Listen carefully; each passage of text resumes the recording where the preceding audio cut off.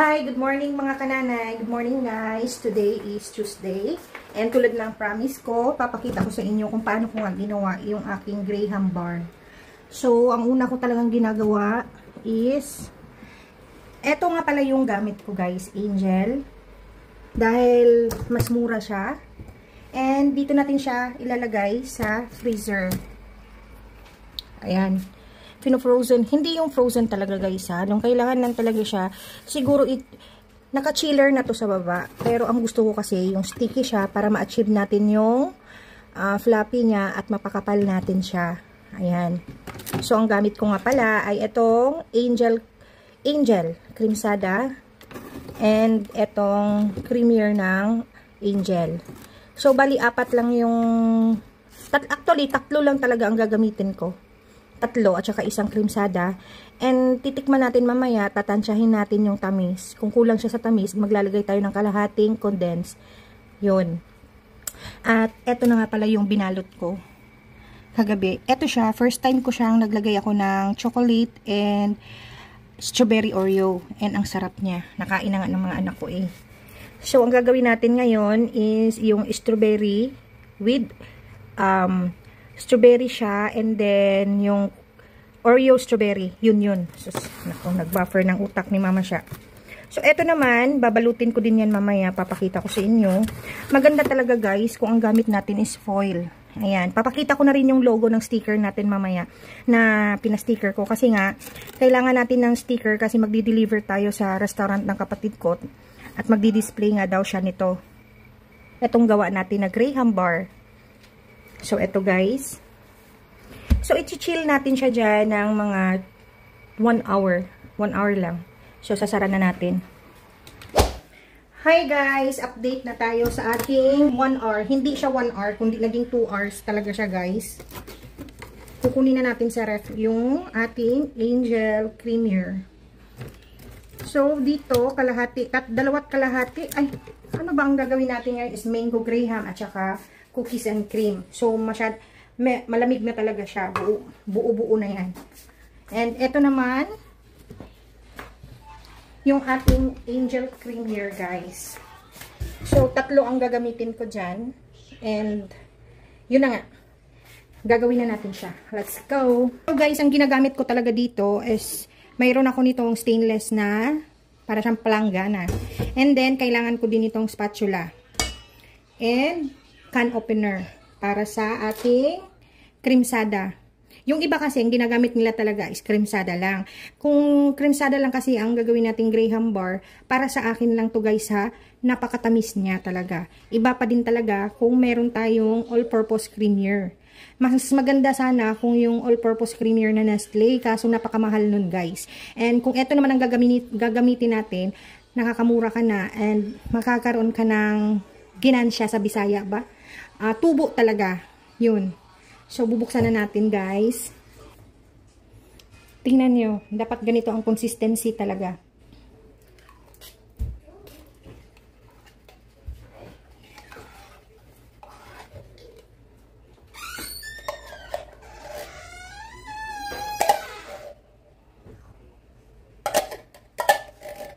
Sasairin natin. Kasi sayang naman.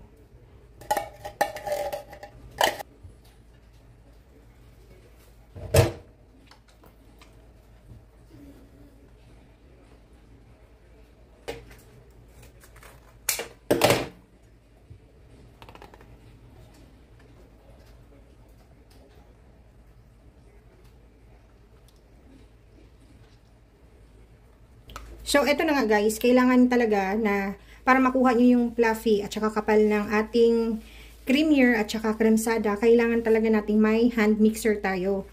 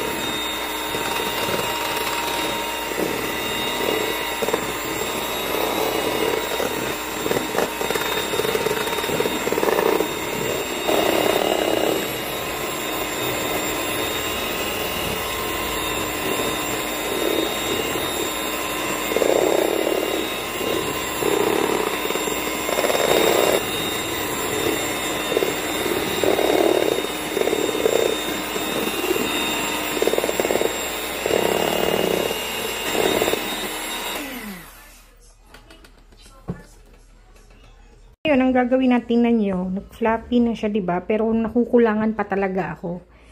Parang gusto ko pa talaga siyang mas makapal. So, ilalagay ko ulit siya sa freezer, guys.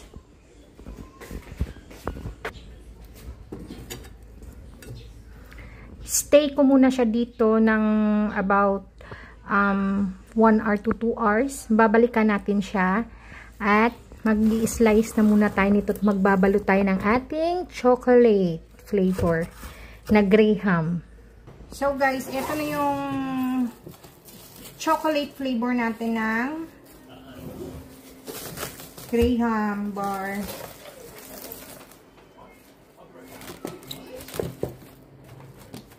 Medyo malapad at makapal ito, guys.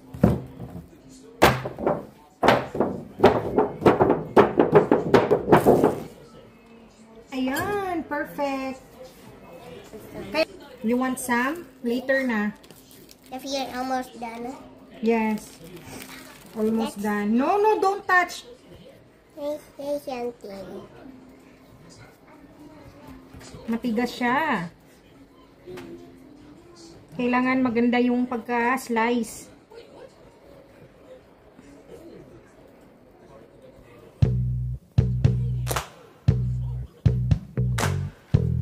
Nagugas naman ako ng pala, guys. Kaya okay lang.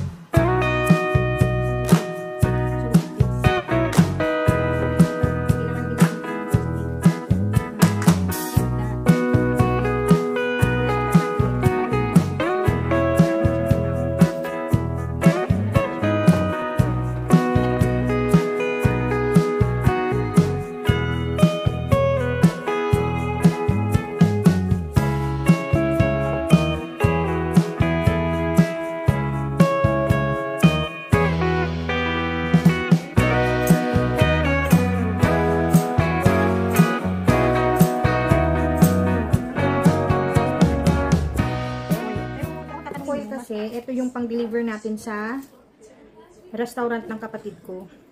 Dahil lalagyan natin ng sticker. Look at that. Diba ang ganda?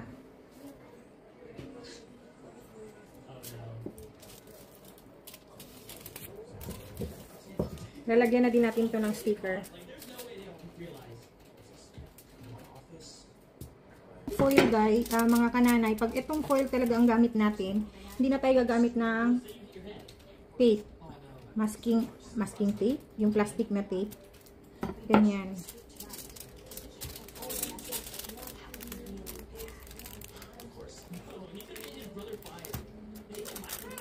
Oh, Diyos ko Lord, hindi siya kasya sa sobrang laki. So, magdudoble tayo. Paano ba? Ganito. Ganyan. So, gumastos pa tayo. Ganyan yung gagawin na lang natin.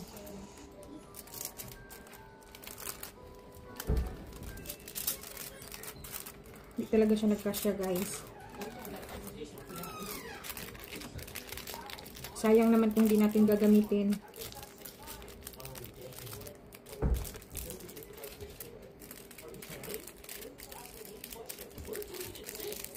Ganyan, yan. Super kapal na yan. At saka pag ito talagang foil, guys, ano siya, matagal siyang matunaw yung Graham natin. So, dahil ito ay chocolate, mayroon na tayong sticker dito. Ito na yung sticker niya. Ito yung ididikit natin dito. Yan! Mayroon na siyang tatak na chocolate. Diba?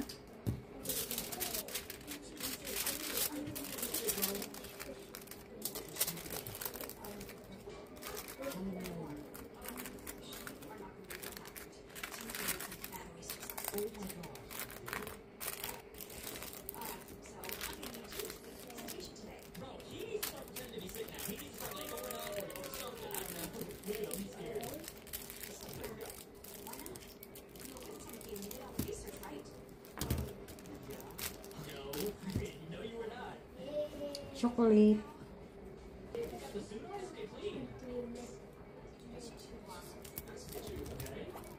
Yan. Perfect. Sa wax paper, kailangan talaga natin ng masking tape, guys.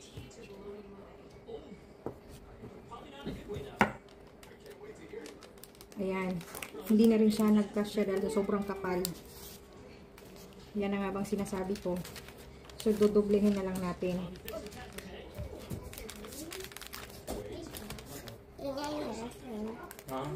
Basketball ako po. Na. Sige. Para so, huwag magpagabi. Akin na yung tape, Drex. Ay, may siyapda. Ma, bakit may nalakas na dyan? Ma, pwede. Mamaya na.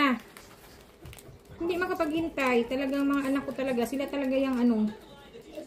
Masarap naman talaga kasi, guys.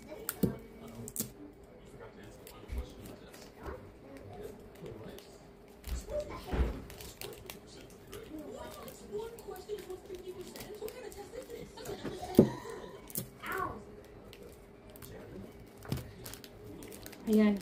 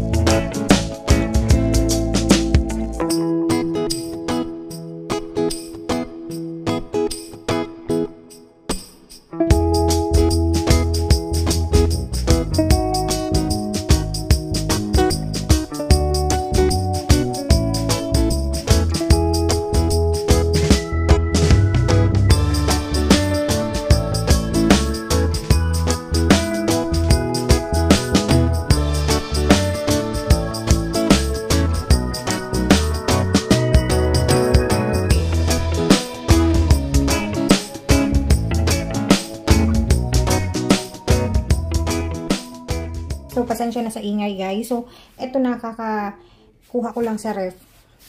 Tapos na nating balutin yun.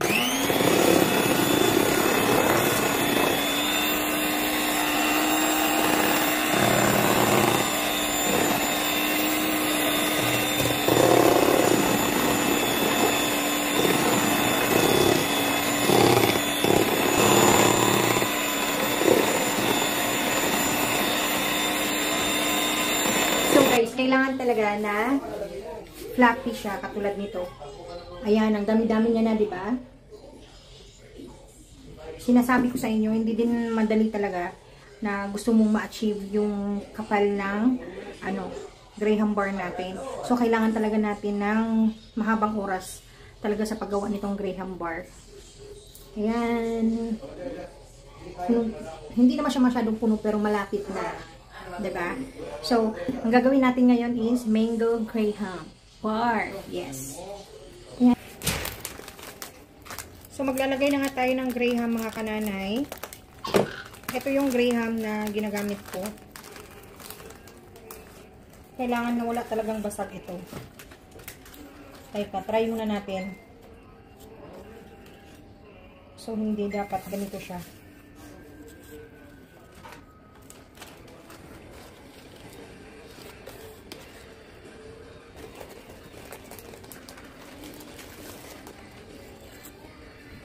Naghugas naman ako ng kamay, ha? Okay.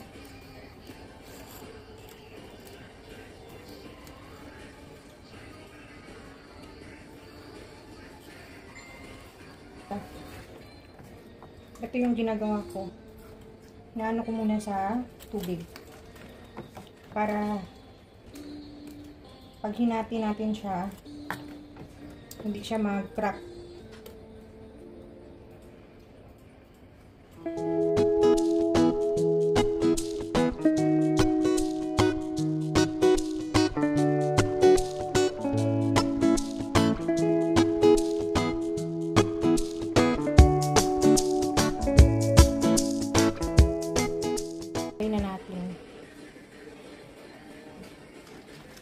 Tingnan nyo.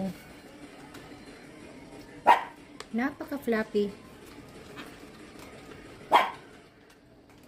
Choco, quiet.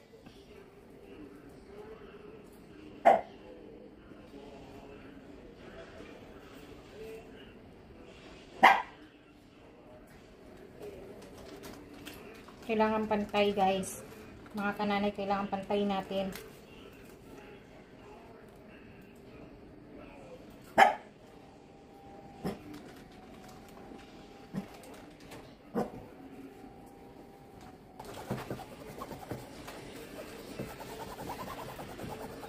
Kung maglalagay ng mango.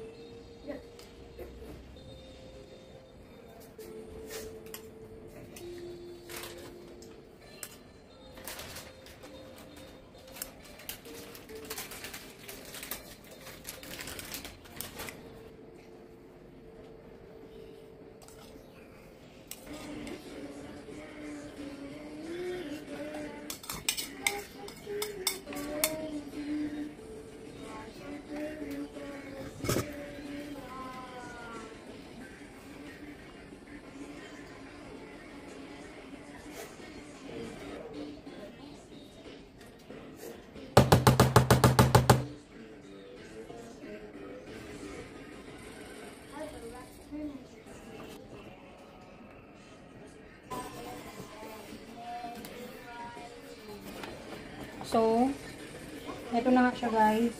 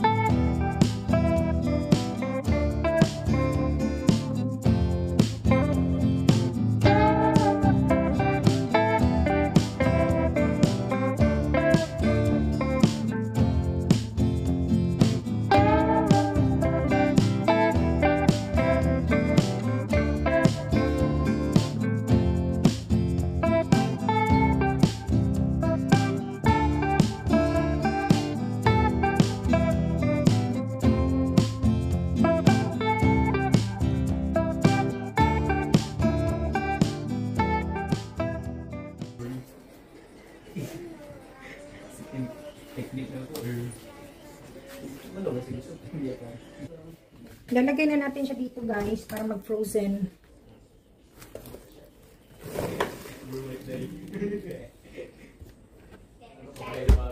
So, ang next natin gagawin is cookies and cream. Meron pa tayong sobra doon sa loob ng, eto siya. Gagamitin natin to sa cookies and cream. Dadagdagan natin yan. So, ganun lang, guys. Paulit-ulit lang naman ang proseso. Yun na nga, paulit-ulit lang naman siya na proseso, guys. So, I hope na mga kananay, nakuha nyo yun kung paano ko nga ginawa yung aking Graham bar at nang makatulong naman sa inyo, diba? So, yun na nga.